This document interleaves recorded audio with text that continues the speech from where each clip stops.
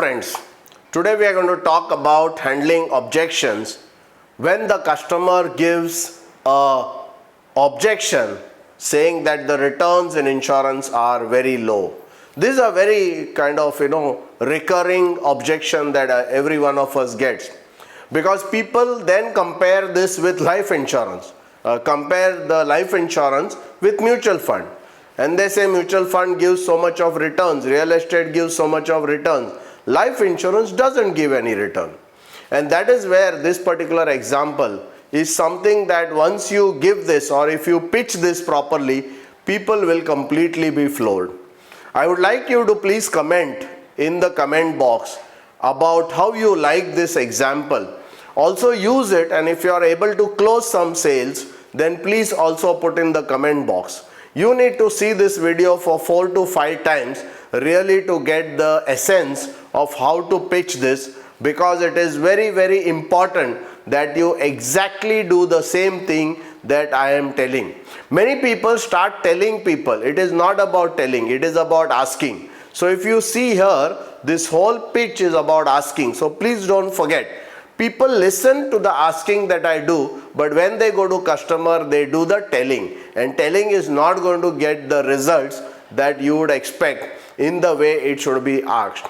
Also, please suggest to us any other objection handling ideas that you have, or any other objections that you are facing, so we can create videos on the same. So now let us go to this low return. Low return is in life insurance. Now when I go to a customer and he tells me about this low return, then I ask him one very simple question. Again, what I am trying to talk about is that if you are in the discussion of low return, and if you try to convince the customer that it is not low return, or if you try to do anything, it is not going to work out, because the customer has a position on insurance, you have a position on insurance, and then both these positions will not come to an alignment, and therefore it is very important that you move away from the discussion. That's what again and again I am saying, you move away from the discussion, because within the discussion there is a stalemate. So when there is an objection, it is always a stalemate. So what you do is, I take the customer out of the discussion into something very different. And then this is called the football game example, the asset allocation example. So if you use this football game asset allocation example, it will be very, very interesting. So the first question I ask the client, the minute he tells me that life insurance gives very low returns, then I ask him the first question. I say, Mr. Client, have you ever been to a football game? Do you know how the football game works? And he says, yes, of course, I know how the football game works. Then I ask him a question, sir, how many teams play a match? And of course, these are all very simple questions, but it's very important to ask this. So he says, yes, 2 teams play a football match. Then I ask him, sir, how many players are there in each team? And he says there are 11 players who play. Actually, the playing team is 11 players. Then I ask him, sir, if there are 2 teams, let us say A and B, team A and team B, for the sake of an example, if they are playing, and if you are the if you are the coach of this particular thing, what do you think is, if team A has to win this match against team B, then what should they be doing? And most of the customers will say they have to score more goals. They have to score more goals. Then I ask him, sir, if you are the coach of this team A and you want them to win by scoring more goals, would you ask all the 11 players to go and play and kick the ball into the goal? Now my dear friend, this is a very important question, because why?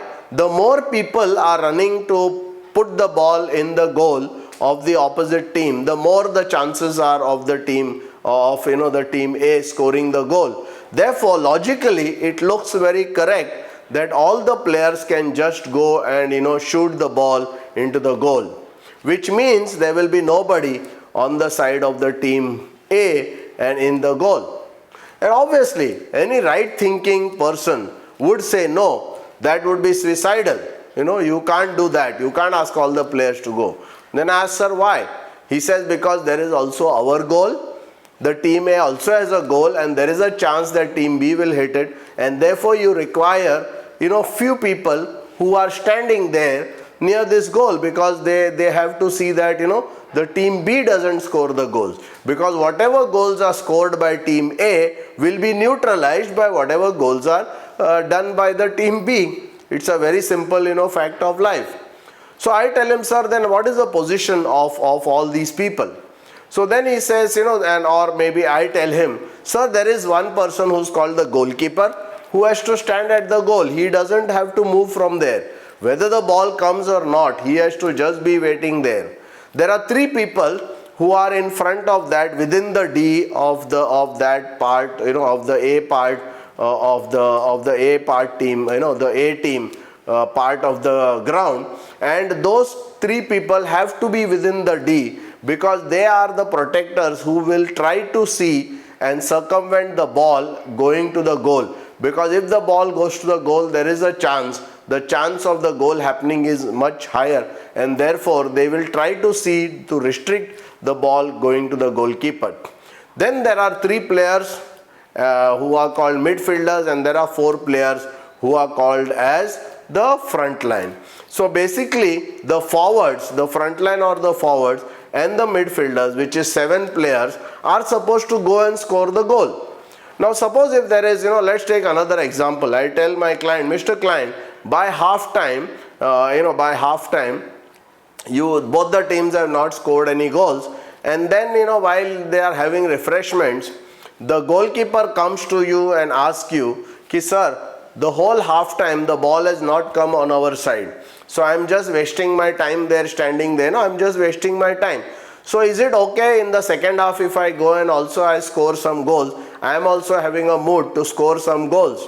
And I know if you are the coach or anybody would be the coach, he would just tell him, shut up. Whether the ball comes or not, you have to be standing there. He would tell the people who are at the back, the defenders, also to be standing there, irrespective of the ball coming or not. Now my dear friend, it's a very simple thing. These 4 players are just standing there, okay, and they are not doing any work. Basically, in the sense, they are really not participating in the winning of the team, because they can't score goals, because they can't go to the other side of the field to score those goals. But scientifically, if you look at it, this is the way the position is being done. So what it means, the player, which is a goalkeeper, is basically the life insurance man. He is the life insurance man in the life of the customer, because he is the last man. The final goal can be scored because of him. So he is the main protector of the family, and therefore the life insurance, whatever investment you are making, whatever policies you are buying, is basically the goalkeeper of your family. Then we have the defenders. The 3 defenders basically are the debt instruments. So when we talk about PPF, we talk about PF, we talk about FDs, we talk about postal savings, we talk about all these savings which are having a fixed interest, and where the capital is very safe. And then we have 7 players who are the forwards and the midfielder, who are basically the people who are tasked with the responsibility of scoring the goal so that the team wins. But what happens many a time, the newspaper will only give the names of people who have scored the goals. That's how life works. It's basically the forwards and the midfielders who get the glory if the team wins. But I'll tell you that more important than the forwards and the midfielders who score the goals are the people who are standing at the back.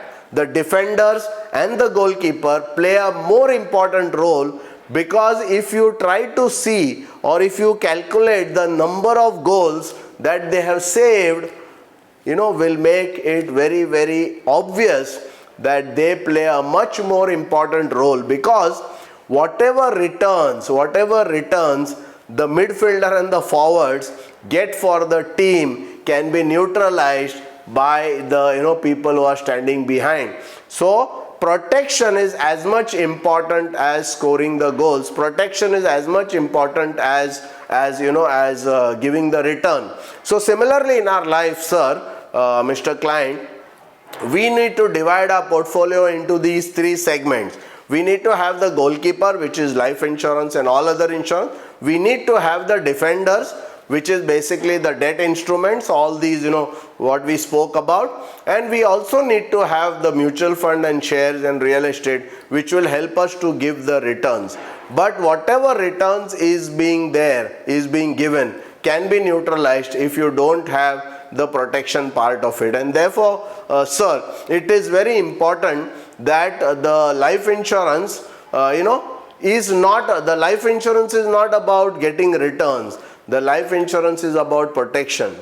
If you are interested, I would like LIC, to actually ask the goalkeeper to go and score the goals, and you will agree that that would not be a good strategy, because the goalkeeper is there for protection. His job, the defender job and the goalkeeper job, is not to give the return. Their job is protection. Their job is, to protect whatever is there, the wealth, protect the future, protect the standard of living, of the family, so that even in case of something happening, the family standard of living will not get affected. My dear friends, if you are able to pitch this in a very interesting manner and ask these questions step by step, this is one of the most unbelievable way of handling this objection. Please, share this video with all your friends and all your friends, development officers and agents, so that all of them will be able to handle these objections very effectively. And also, before I close, not forgetting to ask you to please put your comments in the comment box. Let me know what kind of topics you would like the videos on, what kind of other objections we should handle, and also give your feedback not only on the videos but also on the ideas, and if you have used them, also how that has helped in your business. Thank you.